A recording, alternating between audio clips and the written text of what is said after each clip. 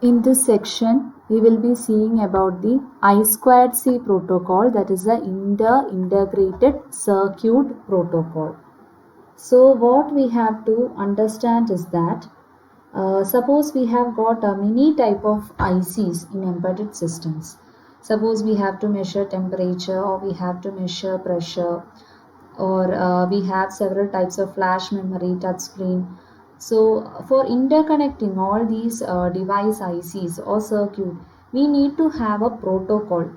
Okay, so such a type of protocol we are going to see in this section, that is the inter-integrated circuit protocol. This is a type of a serial bus protocol.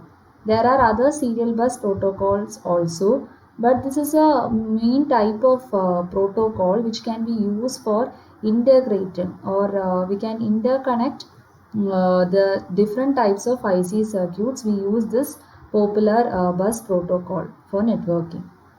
So this type of protocol, it is going to use only simple connection, and it provides a most common way of connecting different or same type of input output devices by using synchronous serial communication. So a clock will be always present.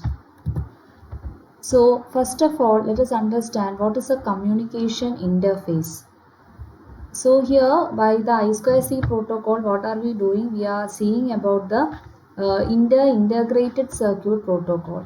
So first and foremost, we have to understand that why is it required? Because of the communication interface in embedded system. So for connecting the embedded system with the external world, various subsystems are required. That is, various communication interfaces required.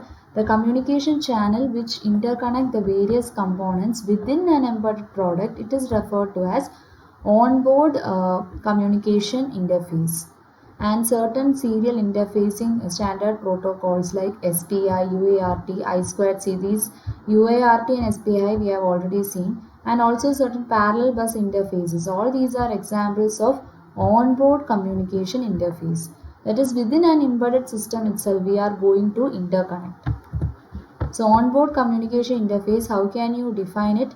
It refers to different communication channels or buses for interconnecting the various integrated circuits and other peripherals within the embedded system.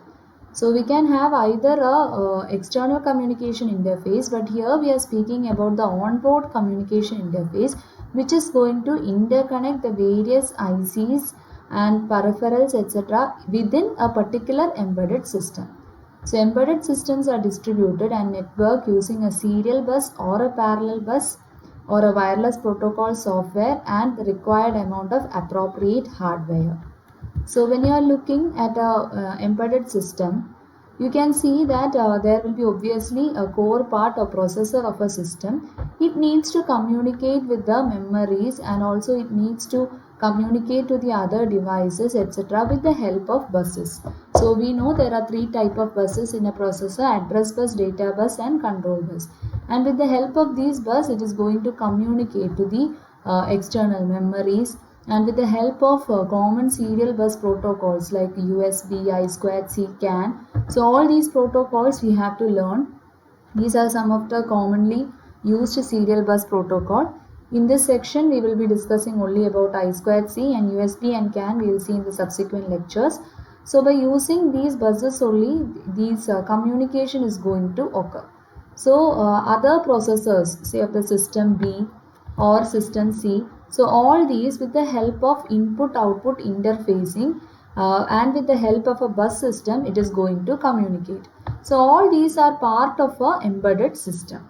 So a processor of embedded system connect to the system memory bus, and it is networked through other system by means of serial bus. So in this case, how the serial bus is going to enable the communication of an embedded system, that is being shown. And here what we have mentioned is some of the examples of common serial bus protocols. So coming to the first I2C protocol, it is a two-wire protocol. That is, there is only two wires in the bus, and it was developed by Philips for interconnecting of ICs. It follows synchronous and half duplex communication.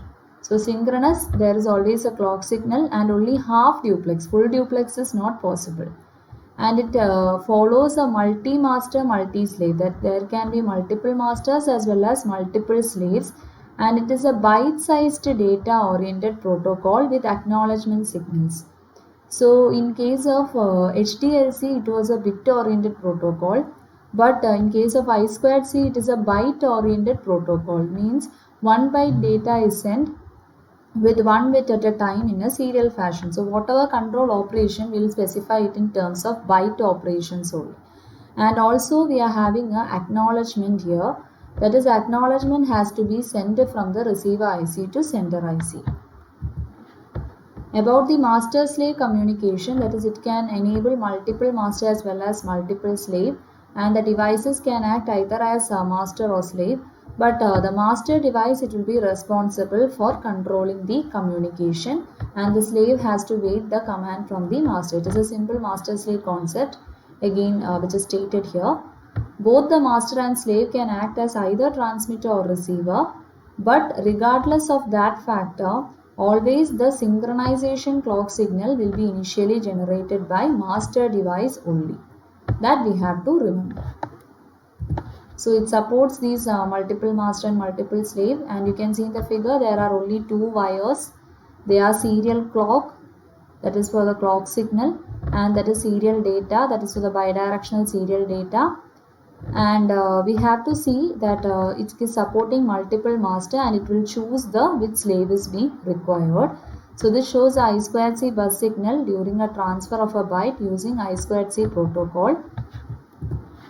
So each device will be having its unique address, that is each of these devices, it will be different since it is going to enable multiple slave.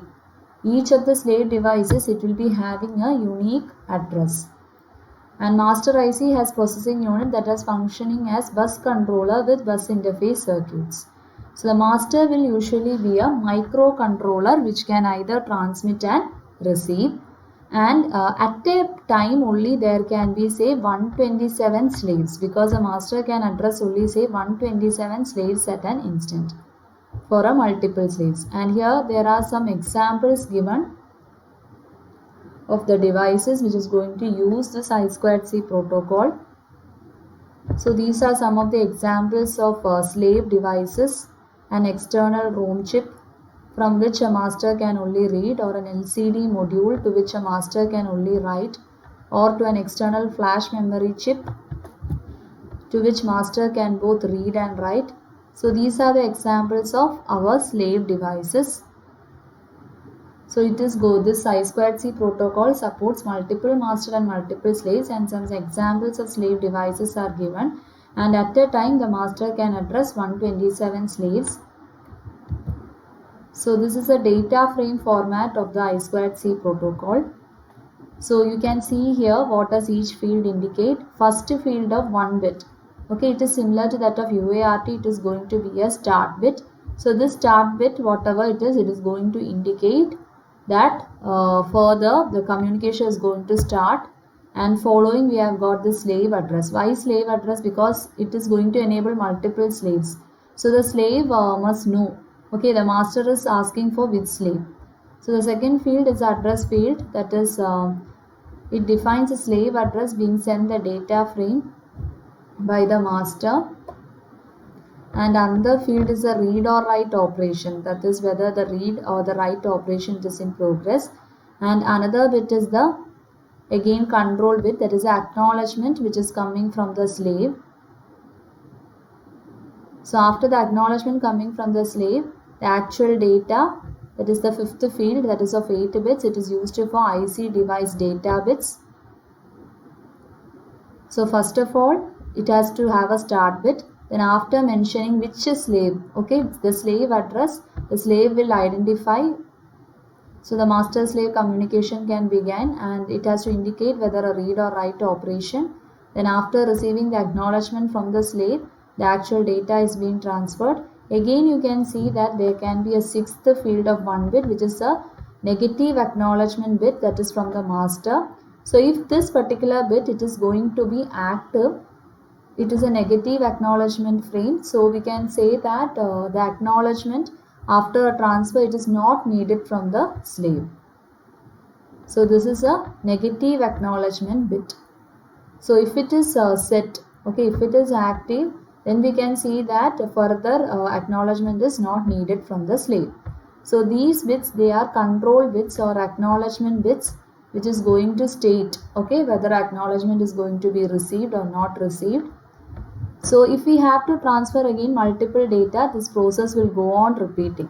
That is, further acknowledgement data bits, etc. will occur. And finally, we will be having a seventh field of 1 bit. That is like a stop bit in UART.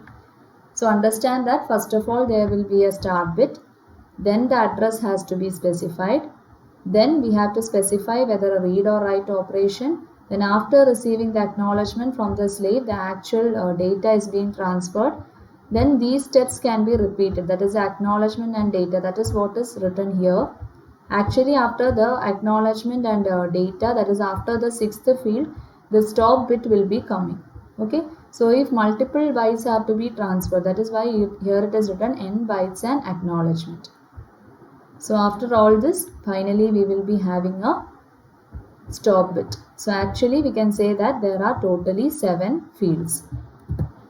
So this is the timing diagram, just to understand about the I2C protocol, how it is working.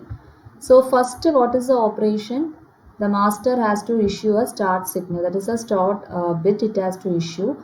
So for start sending, what has to be done? The serial clock signal, it has to be high. We know there are only 2 signals on the line, serial clock and serial data.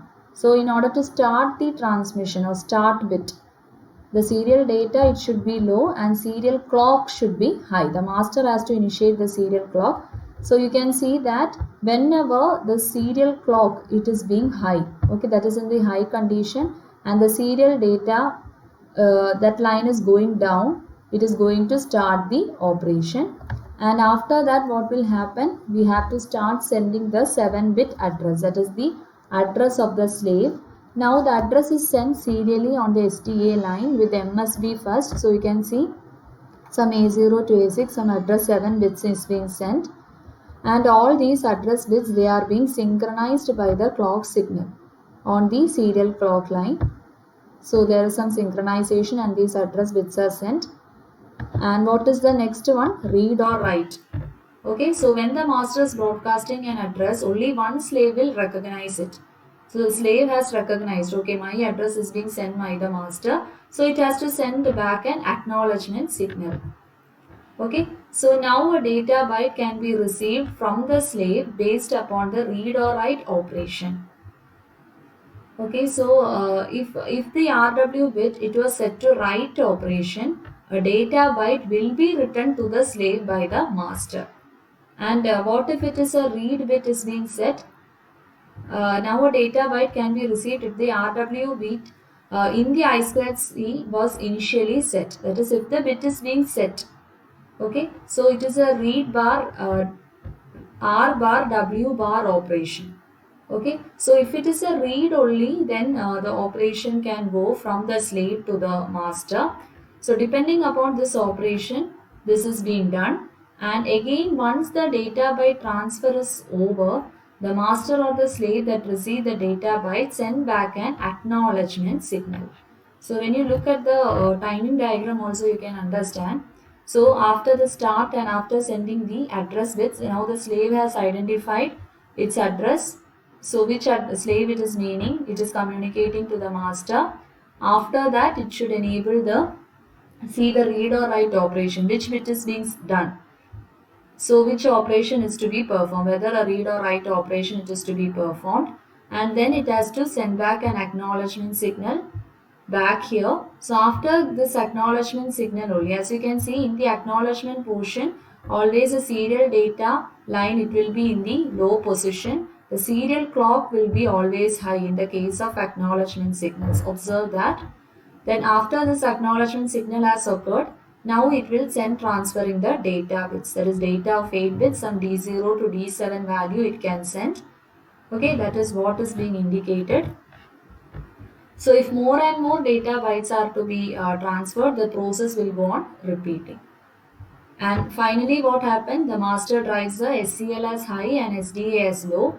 This is an indication of stop condition, which means that the bus is now being idle and other slaves can use the bus. So if say 8 bits has been transferred and acknowledgement has occurred, so again if more and more data has to be transferred, this process will go on, and finally we will be having the stopping condition, that is when the bus is being idle and it is free to be used by the other slave. That is a serial clock whenever it is being in the high position, and at that instant in which the SDA is low, at that point this operation is going to be stopped. And again new operation, another slave can start using the bus device. So remember, there are two signals on the line, SDA and SCL. At first it has to issue a start signal where the SCL will be high and SDA will be low, and after sending the address bits, okay, so during sending this address bits and all, there will be a synchronization from the clock signal, and the read and write operation it has to indicate, and that is also mentioned how this read operation was done. That is, if the RW bit is set to write operation, the data will be written to the slave by the master. If it is read operation only, communication is going to occur from the slave to the master. Then after that we will get the acknowledgement back from the slave. Whenever the acknowledgement or the negative acknowledgement occur, the SDA will be pulled low. You can observe that only SCL will be high, and after that we can transfer the data bits and the process will go on. And when will the stop condition occur? When again the SDA it is somewhat in the low condition and SCL it is in the high, this particular operation will be stopped, and again another slave can now use the bus. Now the bus is idle. And there are three standards for I2C bus. These are the different types of data transfer speeds. You can go through this, and the advantages of such I2C protocol is being mentioned. That is, it is using only 2 wires, and it supports multiple slaves and multiple masters, and also there is an acknowledgement and negative acknowledgement bit. It is going to correctly confirm whether the bit is being received. Most commonly used protocol. But disadvantages, when we are comparing it with the SPI protocol, it is slower, and the size of data frame it is also limited to 8 bits. So we can have a general comparison of I2C and SPI. SPI we have already studied. So these are the comparison. So first one, in the case of data transfer speed, comparison is done. Next one, in case of SPI, we had full duplex communication, but in I2C, as you have seen, only half duplex, but it supposed multi-masters. But in SPI, a single master was allowed. Multi-master is not supported. But advantage of I2C is acknowledgement is there, but in SPI, no acknowledgement. And here I2C require only 2 pins. Okay, the protocols uses only 2 pins, it is SDA and SCL. Whereas we know that in case of SPI it uses 4 pins. And addition of new device on the bus is easy in case of I2C protocol, but that is not as easy in the case of SPI. And regarding the overhead and the noise sensitivity also, comparison is done. So for the examination purpose also, these two protocols, since it is two type of commonly used serial onboard communication interfacing protocol, in the examination also you can expect the differences between I2C and SPI protocol. So in this section basically we have understood about the I2C protocol, about its data frame and its operation, etc.